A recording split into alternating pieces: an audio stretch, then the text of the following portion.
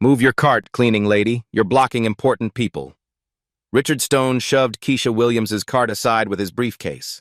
The force sent her supplies crashing to the marble floor. Bottles rolled, papers scattered. Every executive in the Harrison Industries lobby stopped and stared. Others whispered behind manicured hands. Keisha dropped to her knees, frantically gathering the mess.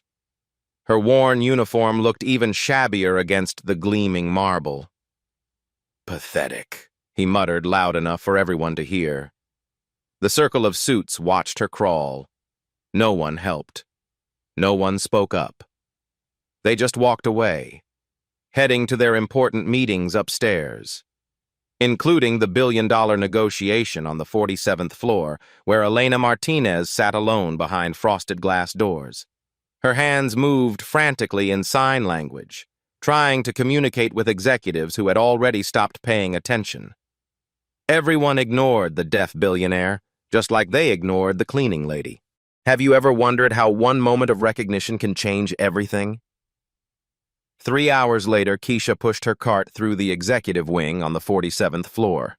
The afternoon sun cast long shadows through floor-to-ceiling windows. She moved quietly past the boardroom, invisible as always. But something made her pause. Through the glass walls, she saw Elena Martinez sitting alone at the massive conference table.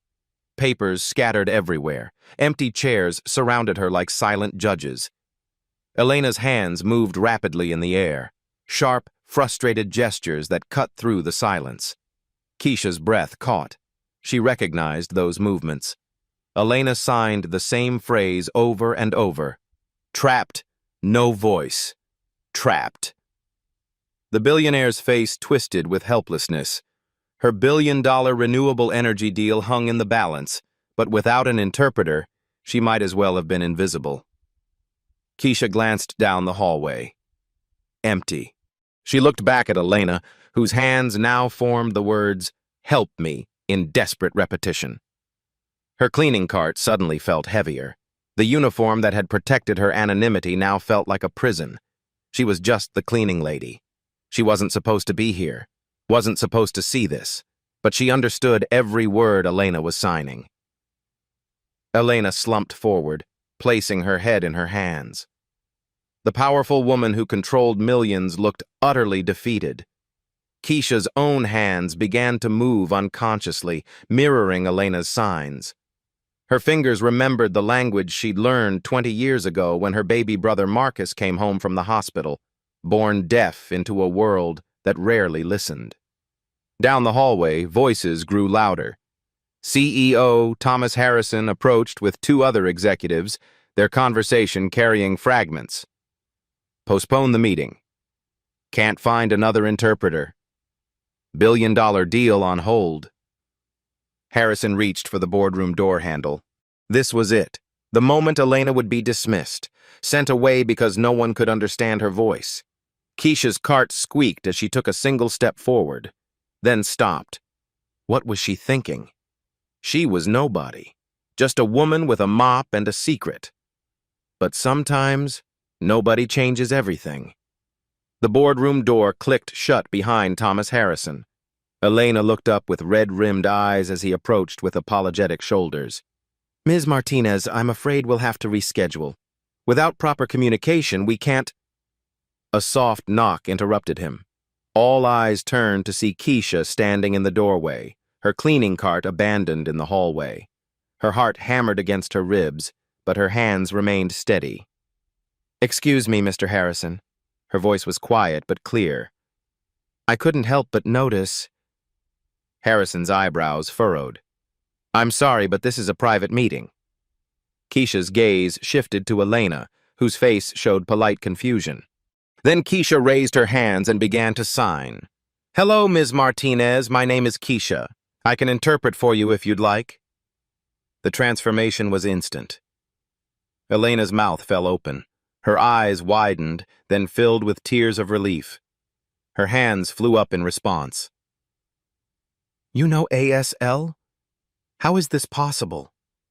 The executive stood frozen, watching this impossible conversation unfold in complete silence. Keisha's hands moved with fluid grace. My younger brother is deaf. I've been signing since I was 8 years old. Elena's face crumpled with gratitude. She signed rapidly. I thought I was going to lose everything. No one understands. I understand, Keisha signed back. May I help? Harrison watched this exchange with growing amazement.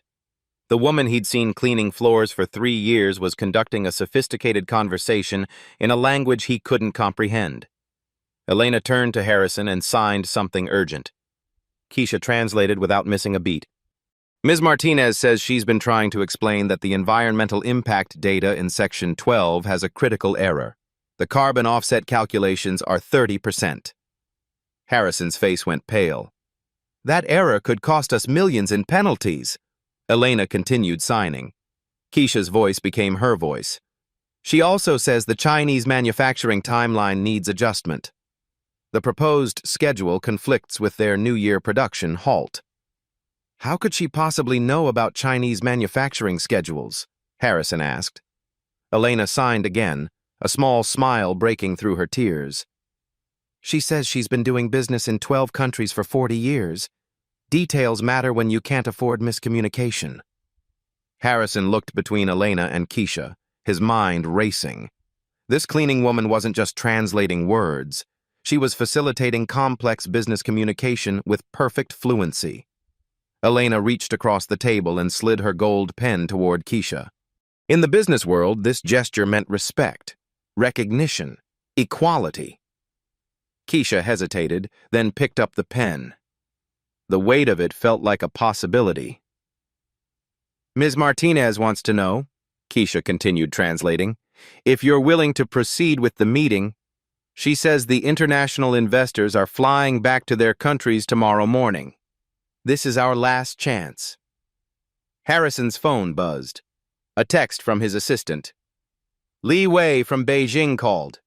Says he's leaving for the airport in 2 hours if we can't resolve the communication issues. Elena signed something else, her hands moving with quiet urgency.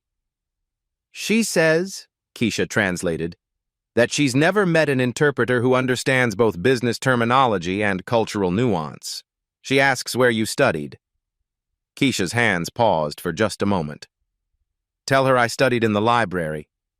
Every day after school. While other kids played, I learned languages because my brother deserved a sister who could help him navigate the world.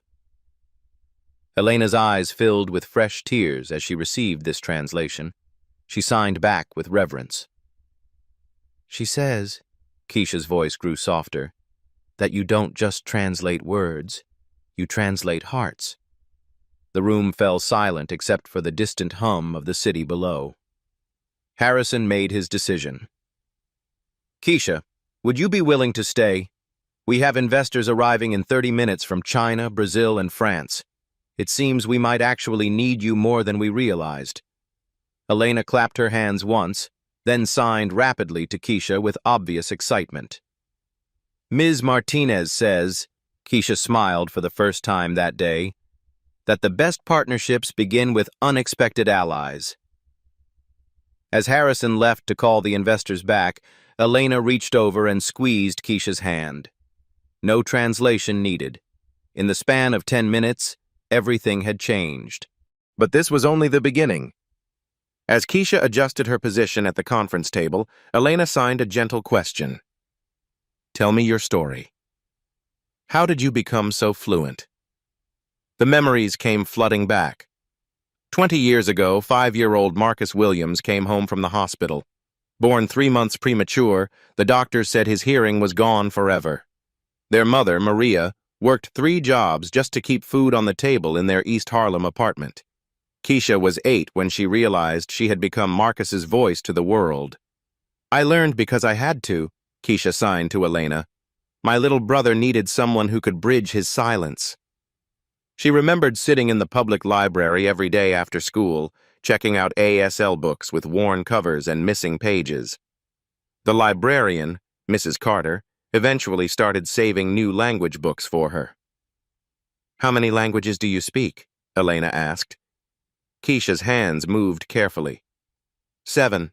ASL, Spanish, English, Mandarin, French, Arabic, and Portuguese. I taught myself through library books and helping immigrant families in my neighborhood. Elena's eyebrows raised with surprise. My mother cleaned office buildings at night, Keisha continued. I'd go with her sometimes, and I'd see all these documents in different languages. I started asking questions, learning, understanding. The real turning point came when Marcus was 12. He'd been bullied at school, came home with bruises and tears. That night, he signed to Keisha. Sister, will anyone ever hear me? Keisha held him close and promised, I'll make sure the whole world learns to listen. She'd kept that promise for 15 years. Helping Marcus navigate school, translating at doctor visits, teaching him that his thoughts mattered, even if his voice was silent. I got a scholarship to Columbia for linguistics, Keisha signed to Elena. But when Mama got sick, I had to drop out. Been working here 3 years, saving money, hoping to go back someday. Elena's expression grew thoughtful. And your brother now? Engineering student. Full scholarship. He builds bridges with math and steel. I build them with words. Elena leaned forward and signed slowly. Every person deserves to be heard and understood. Keisha's heart skipped. Those were the exact words she'd whispered to Marcus that night 15 years ago. Yes, she signed back. That's exactly why I'm here. The boardroom door opened with authority. Thomas Harrison entered, followed by 3 individuals who commanded attention with their presence alone. Li Wei, the lead Chinese investor, wore a perfectly tailored navy suit and carried himself with quiet confidence.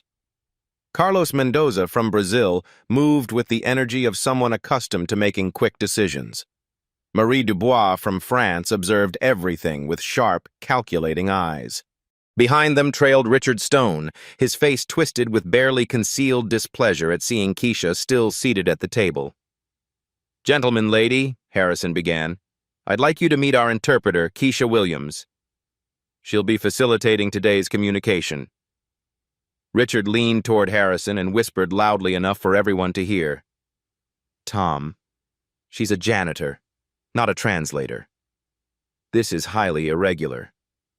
Li Wei frowned, clearly understanding the English exchange. He spoke rapidly in Mandarin to his assistant, who looked equally confused. Keisha caught every word. Li Wei was expressing concern about unprofessional arrangements and questioning whether this meeting was legitimate business practice. She stood gracefully and addressed Li Wei directly in fluent Mandarin. Mr. Li, I understand your concerns about protocol. Please allow me to demonstrate my qualifications through my work rather than my appearance. Li Wei's eyes widened in shock. His assistant's jaw literally dropped. Your Mandarin is exceptional, Li Wei responded in his native language. Where did you study? I am self-taught, sir. I have great respect for Chinese business culture and the importance of proper communication in international partnerships. The transformation was immediate. Li Wei's posture shifted from skeptical to intrigued. He began asking complex questions about renewable energy infrastructure, testing her technical vocabulary. Keisha translated each question seamlessly for the room, then conveyed the English responses back to Li Wei with cultural context included. Richard Stone's discomfort grew visible. This is completely unprecedented. We haven't done background checks, security clearances. Carlos Mendoza interrupted in Portuguese. Excuse me, but does anyone here speak Portuguese? I have specific environmental concerns about the Brazilian production facilities. Richard looked helplessly around the room. The standard translator they'd used before had only worked in English and Spanish. Keisha turned to Carlos with a warm smile and responded in perfect Portuguese. Mr. Mendoza, I'd be happy to address your environmental concerns. What specific aspects worry you most? Carlos's face lit up with relief. He launched into rapid Portuguese, explaining complex environmental regulations and sustainability requirements. As Keisha translated, she didn't just convert words, she provided context. Mr. Mendoza explains that Brazilian environmental law requires specific biodegradable materials in solar panel production. He's concerned our current specifications don't meet their regulatory standards. Marie Dubois watched this exchange with growing interest. She tested Keisha with a question in rapid French about regulatory compliance. Without hesitation, Keisha responded in flawless French, then smoothly translated for the room. Li Wei spoke to his assistant in Mandarin. This woman understands nuance. She doesn't just translate words, she translates meaning. When Keisha relayed this compliment to the room, Elena clapped silently, her face beaming with pride. The international investors began directing their questions primarily to Keisha. She moved between languages like a conductor leading an orchestra, ensuring everyone understood not just the words, but the cultural implications behind them. Richard Stone stood in the corner, his influence suddenly irrelevant. Harrison watched in amazement as the meeting that had been destined for failure transformed into productive negotiation. But Li Wei had one more test. He posed a complex question about manufacturing timeline conflicts during Chinese New Year. Keisha not only translated perfectly, but added, "Mr. Li suggests adjusting the timeline to respect the cultural significance of the holiday, which would actually improve worker productivity and quality control." Li Wei smiled for the first time since entering the room. The tide had turned. The moment the international investors stepped out for a coffee break, Richard Stone pounced. "Tom, we need to talk. Now!" His voice carried the authority of someone used to getting his way. "This is completely unacceptable." Harrison glanced at Keisha, who was quietly organizing Elena's documents. "Richard, she's clearly qualified." "Qualified." Richard's laugh was sharp and bitter. "She pushes a mop for a living. We know nothing about her background, her education, her security clearance. What if she's recording sensitive information? What if she misrepresents our positions?" The other executives who had remained in the room began nodding. Corporate protocol was sacred in their world. "The liability issues alone could destroy us," Richard continued, warming to his theme. "Insurance won't cover breaches caused by unauthorized personnel. Legal will have our heads if this goes wrong." Keisha felt the familiar weight of judgment settling on her shoulders. She'd experienced this before, the moment when her value was questioned not based on her abilities, but on where she came from. Elena watched the exchange with growing anger, her hands beginning to form sharp, frustrated signs. "What's Ms. Martinez saying?" Harrison asked. Keisha hesitated, then translated. "She says she's seen this pattern in 12 countries. When men feel threatened by competence they didn't expect, they create rules to exclude it." Richard's face flushed red. "I am not threatened by a cleaning lady." "Then why are you working so hard to remove her?" Elena signed. Keisha translated faithfully. The tension in the room thickened like smoke. "Look," Richard addressed the room, deliberately turning his back to Keisha. "We have protocols for a reason. Professional translators go through background checks, security clearances, and professional certification. They carry insurance and sign confidentiality agreements." He gestured toward Keisha without looking at her. "What do we really know about her? Where did she come from? What are her real qualifications? This is a billion-dollar deal, not a community service project." The words stung because they contained just enough truth to be dangerous. Keisha had no formal credentials, no professional certification, no security clearance. She stood quietly, maintaining her dignity while feeling increasingly small. "I understand the concerns," she said softly. "If my presence makes anyone uncomfortable, I can leave. Ms. Martinez has my contact information if she needs future assistance." As she moved toward her cleaning cart, the international investors returned from their break. Li Wei immediately noticed the tension. "Where is the skilled translator going?" he asked in Mandarin. Carlos and Marie looked equally confused as Keisha gathered her supplies. Elena stood abruptly, her chair scraping against the floor. She began signing with fierce intensity, her movements sharp and definitive. Keisha found herself in an impossible position. Elena was signing something that would change everything, but translating it would mean speaking for herself in a way that felt presumptuous. "What is she saying?" Harrison demanded. Keisha took a deep breath. "Ms. Martinez says, if I leave, she leaves. And so does her billion-dollar investment." The room fell silent. Elena continued signing, and Keisha translated with growing strength in her voice. "She says she has negotiated in 12 languages across 40 countries. This is the most accurate and culturally sensitive interpretation she has ever experienced." Elena's hands moved with final, decisive authority. "She says," Keisha's voice grew stronger, "question my competence, and you question hers." Elena walked to the window, then turned back to face Richard directly. She signed one more sentence. "She says the deal is off unless I stay." Li Wei, Carlos, and Marie looked between Elena and the executives, clearly sensing the power struggle, but uncertain of the details. Richard's carefully constructed objections crumbled in the face of Elena's ultimatum. Harrison faced the hardest decision of his career: bow to corporate protocol or trust his instincts about talent. The clock on the wall ticked loudly in the silence. Harrison's hand moved slowly toward the conference table. He pulled out a chair. "Keisha, would you please stay? We need your expertise." The word expertise hung in the air like a declaration. "Please do not modify it. No assistance. Expertise." Richard Stone's jaw tightened, but he said nothing. Elena's face broke into the first genuine smile of the day. "Let's continue," Harrison announced to the international investors. "We have a deal to close." The transformation was immediate and electric. Li Wei launched into detailed questions about solar panel efficiency standards. But instead of the stilted formal translations they'd endured with previous interpreters, Keisha provided seamless, culturally aware communication. "Mr. Li explains that Chinese manufacturing culture values long-term relationships over quick profits," she translated.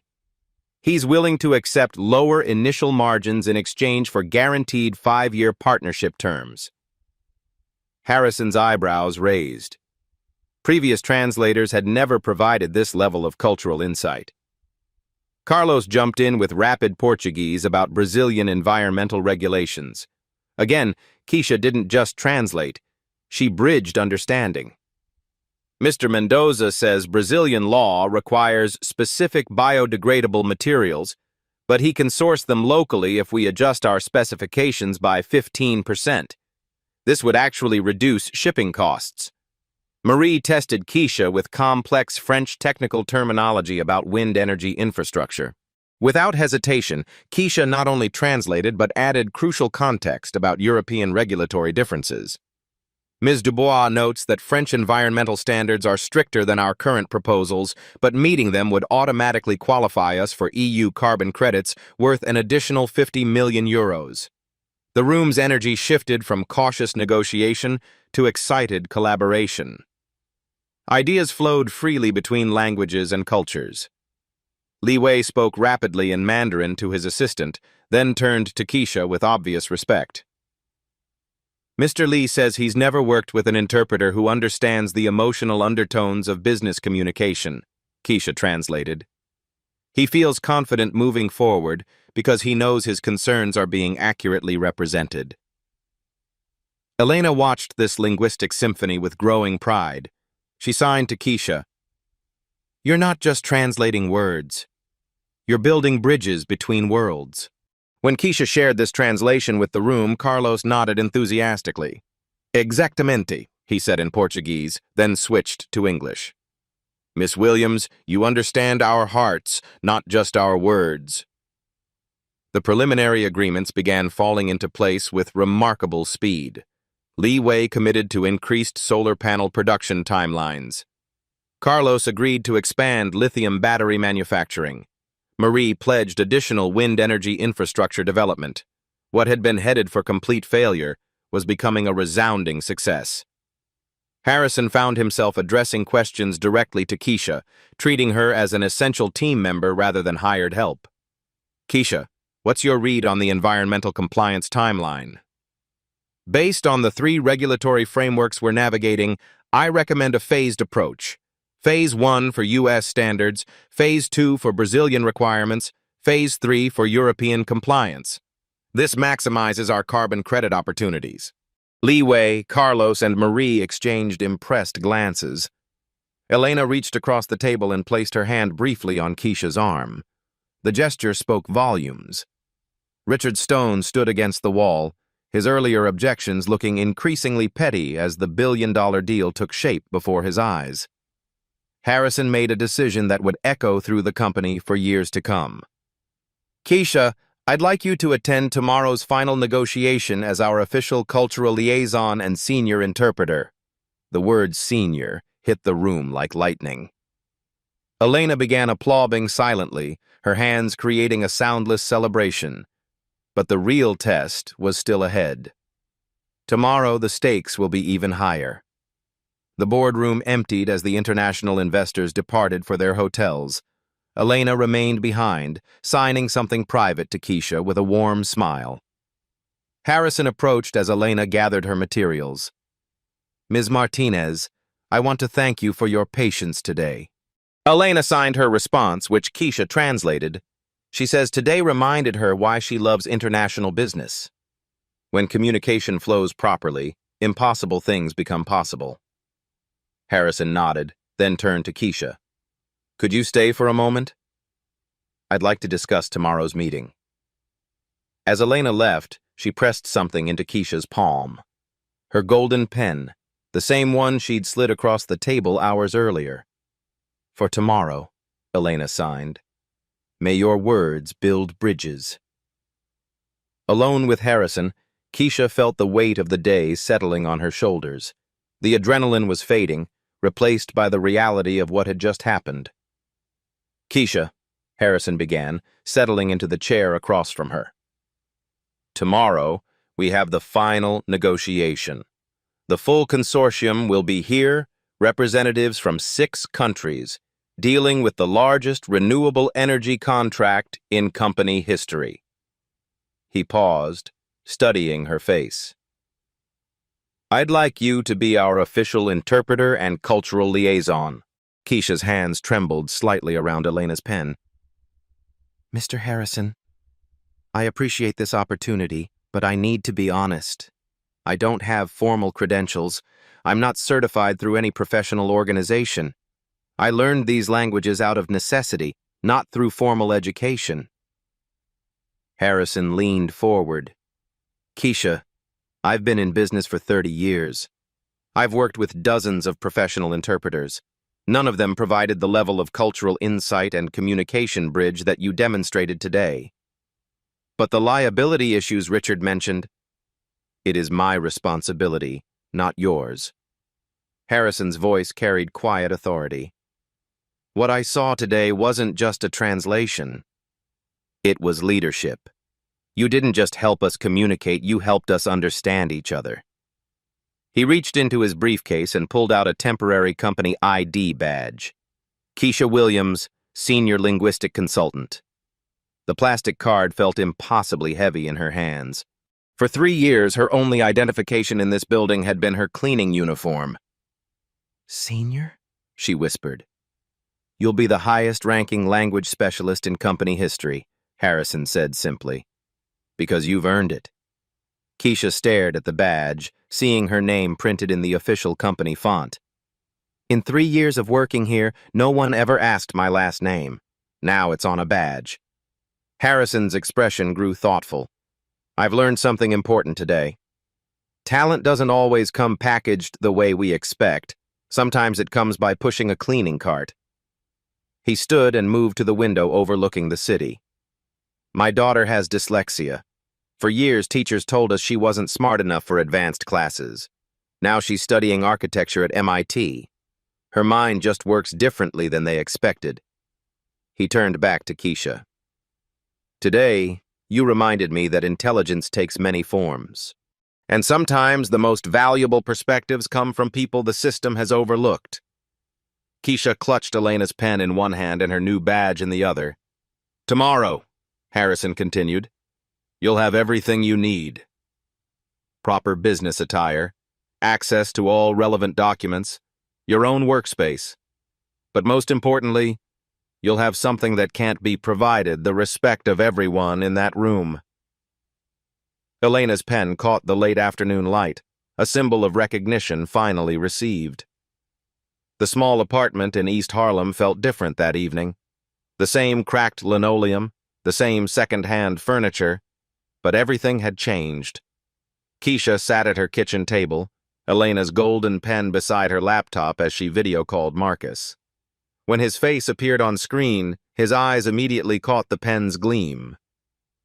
Fancy pen, sister, he signed with a grin. Rob a bank today? Keisha laughed, the sound releasing tension she'd carried all day.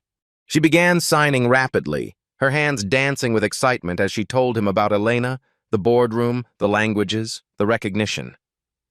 Marcus's expression shifted from playful to amazed to proud. His hands moved slowly when he finally responded. Remember when I was little? Kids at school made fun of my hearing aids. They called me Robot Boy because of the way I talked. His signs grew more deliberate. You always told me I had value that they couldn't see. Keisha's throat tightened. Today, Marcus continued, someone said that about you. She wiped away a tear that had escaped. I kept thinking about you during the meeting. About how many times people talked over you, around you, like you weren't there. But you were always there, Marcus signed. You made sure I was heard. The kitchen light flickered. Their landlord still hadn't fixed the wiring, but neither of them noticed.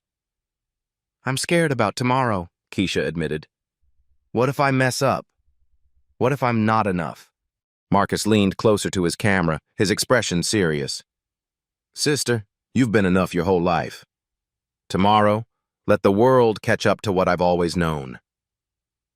After they hung up, Keisha spread the renewable energy documents across her small table. Technical specifications in multiple languages, environmental impact reports, cultural considerations for 6 different countries. She picked up Elena's pen and began taking notes, preparing not just linguistically but emotionally for tomorrow's challenge. On her refrigerator, a photo of her mother caught her eye. Maria Williams, who'd cleaned offices and raised 2 children alone, who'd always said, Mija, your voice will lift others up. Keisha touched the photo gently. Mama, I think I'm finally understanding what you meant. She worked late into the night, Elena's pen flowing across pages of preparation. The pen felt like more than an object. It was a symbol of possibility, of recognition, of bridges built between worlds. Around midnight, she placed the pen carefully beside her worn Spanish-English dictionary. The contrast struck her. Past and future, struggle and opportunity, invisible and seen.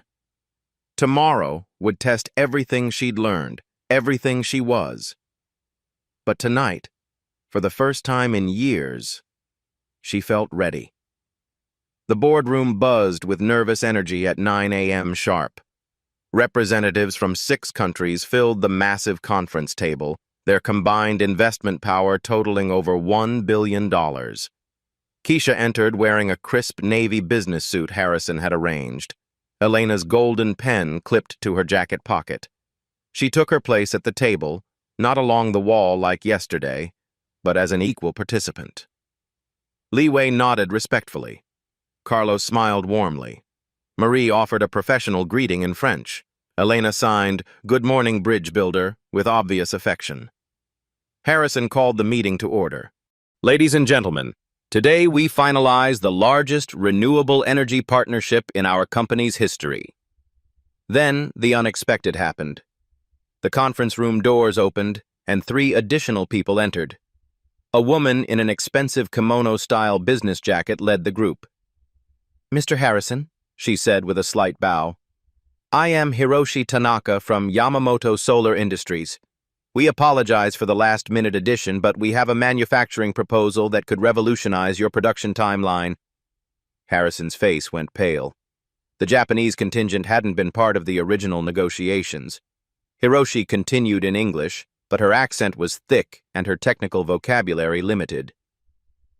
Our company wishes to participate in the solar panel. She struggled, then switched to rapid Japanese, speaking to her assistants in obvious frustration. The room fell silent. Everyone looked at Keisha. Keisha's heart sank. She had studied basic conversational Japanese, but technical business terminology was entirely different. She knew enough to understand that Hiroshi was discussing solar panel efficiency ratings and manufacturing quotas, but translating complex negotiations was beyond her capability. The billion-dollar deal hung in the balance. Ms. Tanaka, Keisha said carefully in basic Japanese, I understand you have an important proposal, but I must be honest about my limitations. My Japanese is conversational, not technical business level. Hiroshi's eyebrows raised in surprise at hearing her native language, but her expression remained concerned. Keisha's mind raced. She could fake it, pretend to understand more than she did. But one mistranslation could cost millions. Instead, she chose honesty.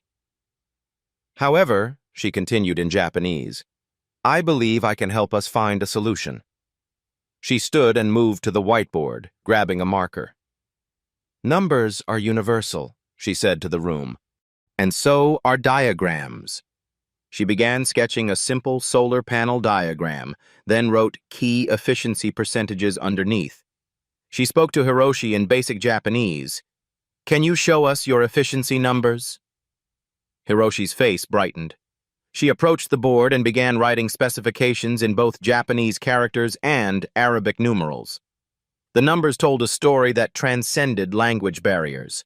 Li Wei leaned forward, recognizing the implications immediately. Carlos whistled low. Marie began calculating rapidly on her phone. These efficiency ratings, Keisha said to the room, are 30% higher than our current specifications. Hiroshi nodded enthusiastically, then spoke rapidly in Japanese. Keisha caught enough to understand the general concept and asked clarifying questions in basic Japanese. She's saying, Keisha translated carefully, that their new photovoltaic technology can produce more energy with smaller panels. This would reduce shipping costs and installation time. But the real breakthrough came when Hiroshi, impressed by Keisha's honesty and problem-solving approach, revealed something unexpected. Miss Williams, she said in accented but clear English, I understand English better than I speak it. In Japan, we test Western partners by observing how they handle uncertainty. Do they pretend knowledge they don't have, or do they find creative solutions?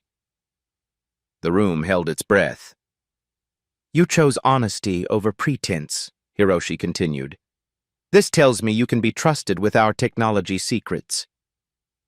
Elena began clapping silently, her face beaming with pride. But the real test was just beginning. Hiroshi's proposal was complex. Japanese manufacturing efficiency, Chinese raw materials, Brazilian environmental compliance, French distribution networks, American innovation, and Elena's investment capital. 6 languages, 6 cultures, 6 sets of regulations and expectations. Keisha became the conductor of an intricate symphony. She moved between languages fluidly, but more importantly, she translated cultural nuances that could make or break the deal. When Li Wei expressed concern about technology sharing with Japanese competitors, Keisha helped frame the conversation around mutual benefit rather than competition. When Carlos worried about environmental impact, she connected Brazilian sustainability concerns with Japanese efficiency innovations. When Marie questioned regulatory compliance, she helped demonstrate how Japanese precision manufacturing would actually exceed European standards. The negotiations accelerated. Documents flew across the table. Technical specifications were debated in multiple languages. And through it all, Keisha ensured that Elena's voice remained central to every decision. Ms. Martinez wants to emphasize, Keisha translated during a crucial moment, that this isn't just about profit margins. This technology could provide clean energy to rural communities across 3 continents. The human impact of their work brought focus to the financial complexity. But then Richard Stone, who had remained silent all morning, made his move. "I need to raise a concern about contract language interpretation," he announced, addressing the room. "How can we be certain that nuanced legal terminology is being translated accurately? One misinterpretation could expose us to massive liability." The international investors looked concerned. Legal precision was crucial in billion-dollar agreements. Elena's hands moved with sharp, decisive signs. Keisha took a deep breath and translated. "Ms. Martinez says she has negotiated in 12 languages across 40 countries over 30 years.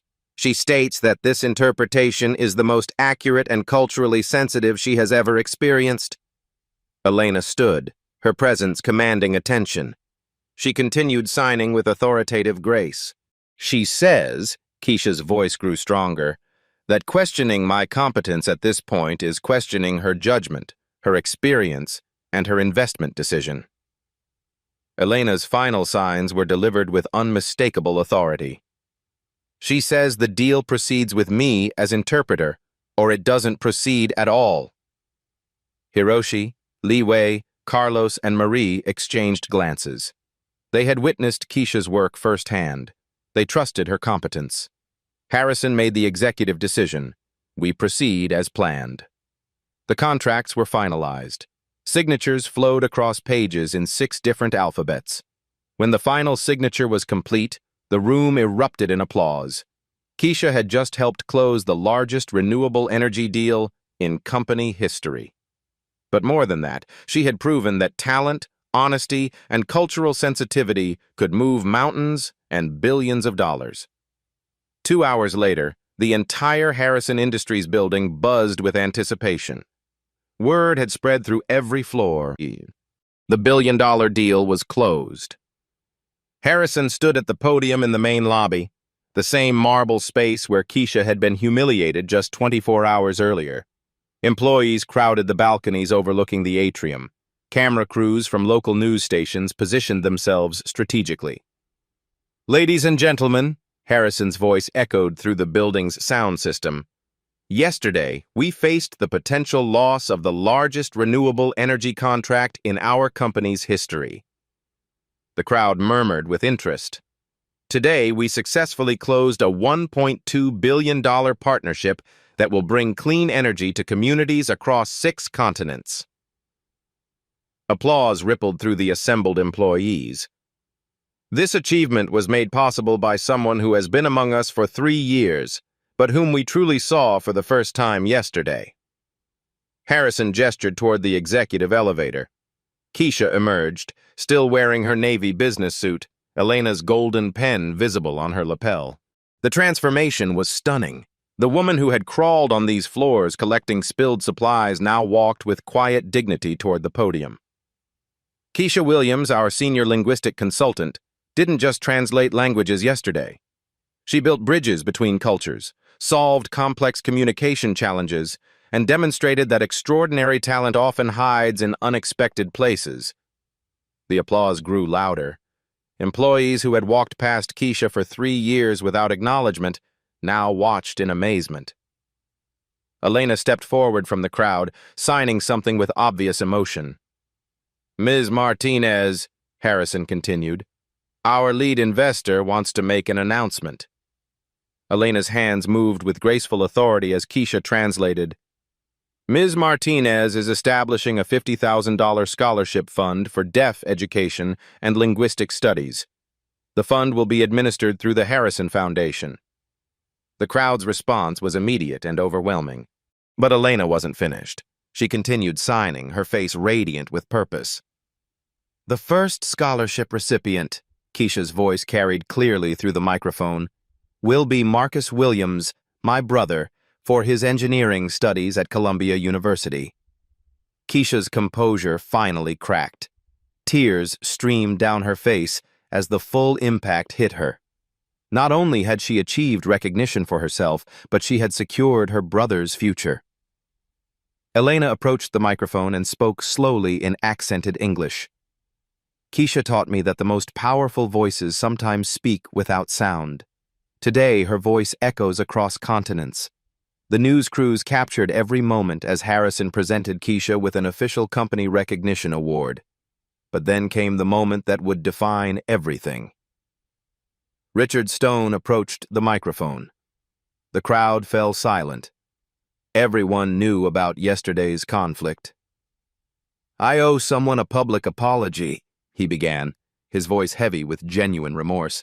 "Yesterday, I let my assumptions blind me to extraordinary talent.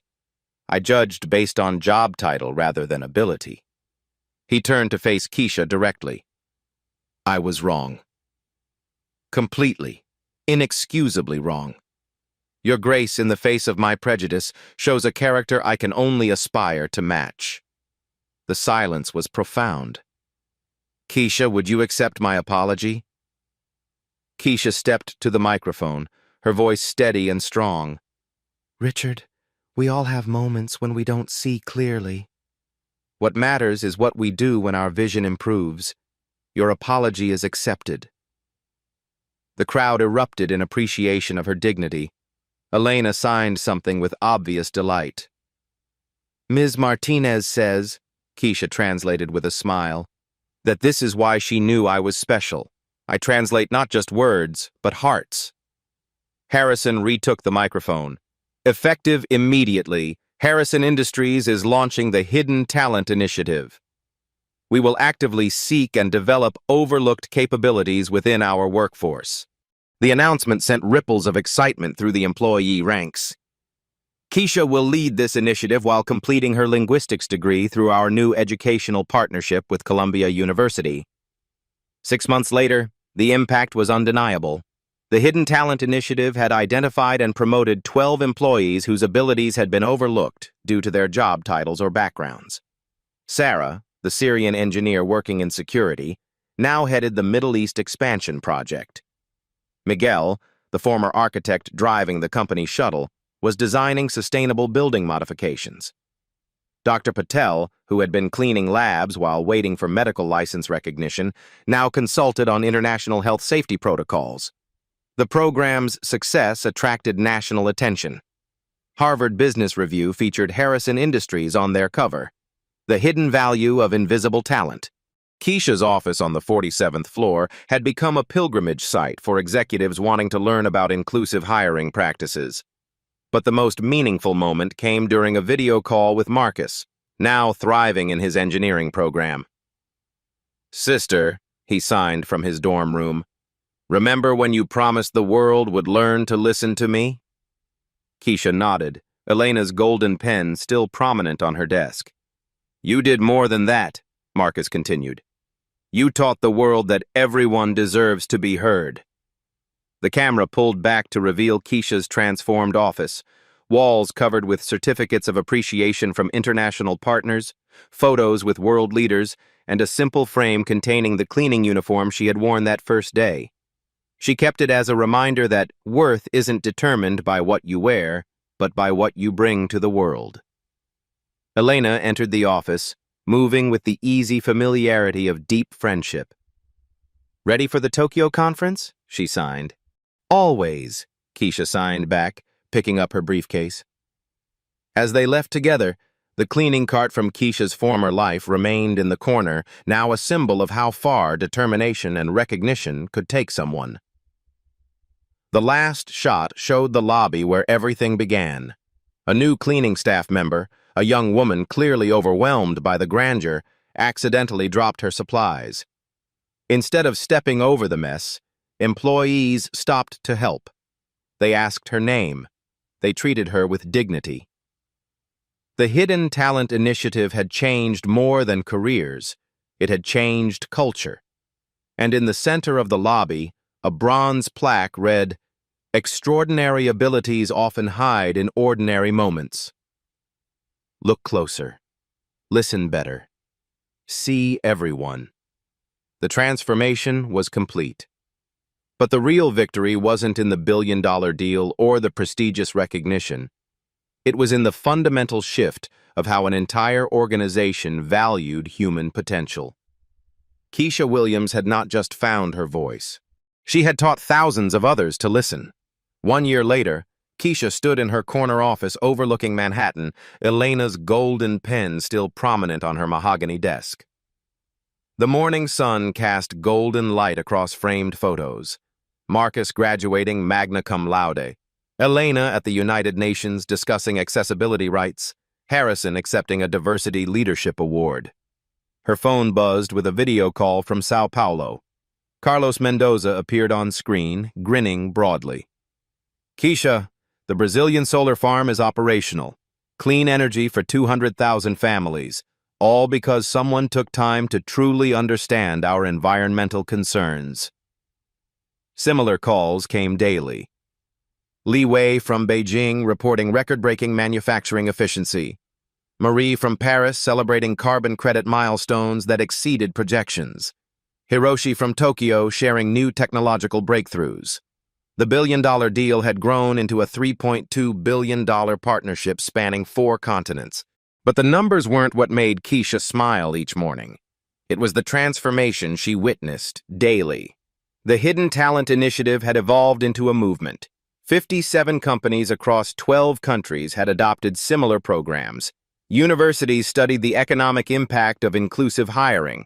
The Harvard Business Review estimated that properly utilizing overlooked talent generated $4.7 billion annually in increased productivity.